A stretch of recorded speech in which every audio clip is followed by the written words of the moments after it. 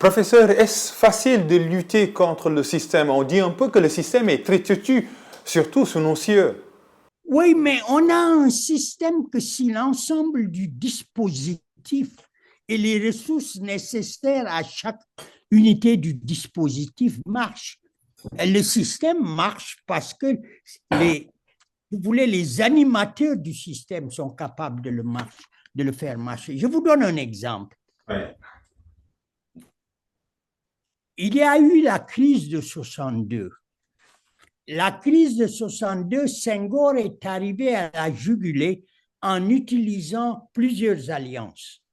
L'alliance avec la France qui le soutient, l'alliance avec une partie de l'armée qui le soutient et qui n'est pas prête à faire un coup d'État, mais surtout l'alliance avec les chefs de confrérie, qui tous le soutiennent.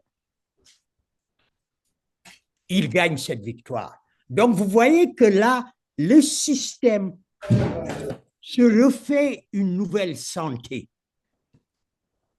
en réorganisant les alliances. Au milieu des années 60, quand Senghor, à peu près entre 66, si vous voulez, et si vous vous rappelez, 66, et c'est la deuxième réponse de Senghor à la crise de 62. En 66, Senghor décide d'imposer ce qu'il va appeler le parti dominant. Parce que Senghor ne parle jamais de parti unique. Il parle du parti dominant. Donc, il l'impose. Et on a un parti dominant, un parti unique, si vous voulez, en 1966. 66, 67, 68, c'est une série de crises, de grèves de travailleurs, de grèves des étudiants. Et là, le régime est vraiment secoué.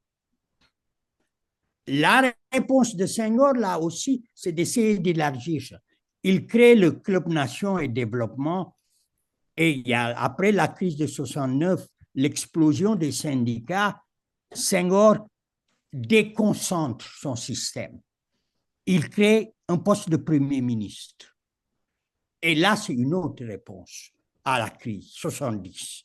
Et 70, c'est le début d'une transformation du jeu politique, déjà à l'intérieur du parti unique. Mais la crise n'est pas réglée. Et Senghor est obligé là aussi de prendre deux nouvelles mesures qui sont très, très importantes et très intéressantes à comprendre. La première mesure, c'est l'article 35 qui est adopté. Le Premier ministre devient le successeur du président de la République. Et là aussi, vous voyez comment le système s'adapte. Mais en 1974, pour consolider ce tournant, Senghor fait une autre réforme. 1974, il fait ce qu'il va appeler l'ouverture démocratique, le multipartisme. Et vous voyez, l'histoire du Sénégal est l'histoire d'un pays qui n'a eu que 8 ans de parti unique. Et ça, c'est très important. Et cette période du parti unique n'est pas une période, même pas d'autoritarisme, parce que les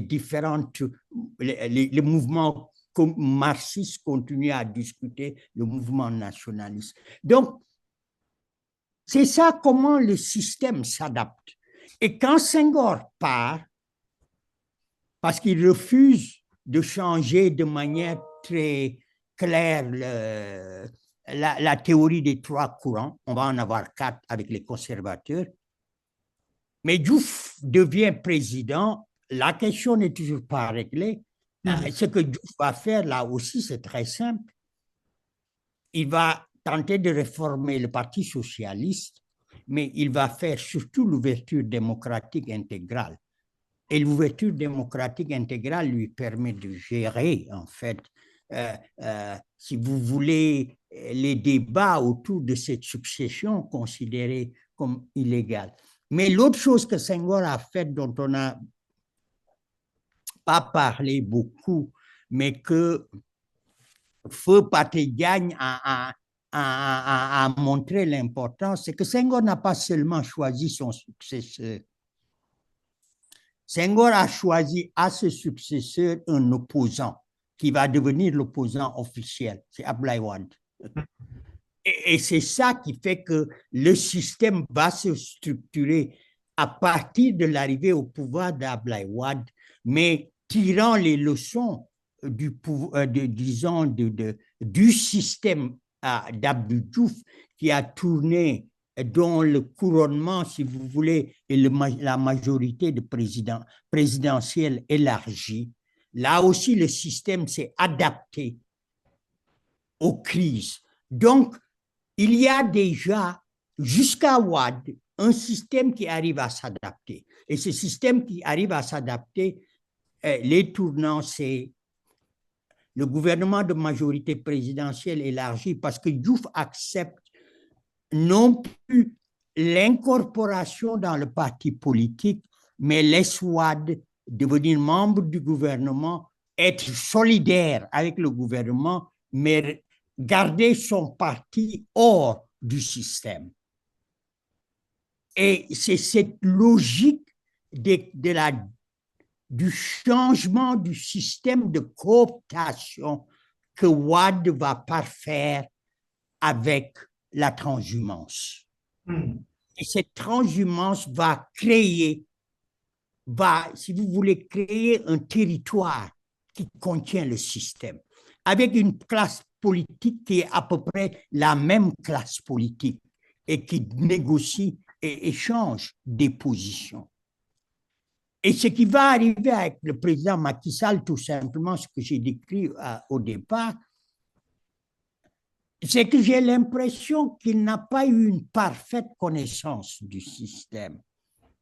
Alors que Diouf a eu une connaissance du système, même si Collin l'a aidé les 10 premières années, et on voit très bien que c'est les 10 dernières années où ça commence à coincer.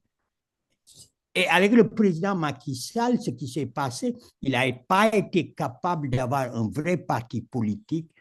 Il a créé une logique qui est une logique de multiplication des partis et de création de coalitions de partis. Et c'est là où le système s'est alourdi, si vous voulez.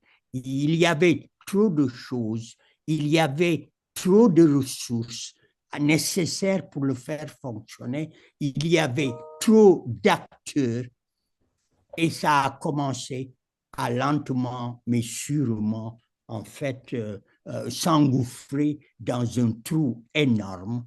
Et ce trou énorme a entraîné, je pense, les jeunes en particulier, à créer un nouveau mouvement, mais qui est un mouvement désormais hors du système.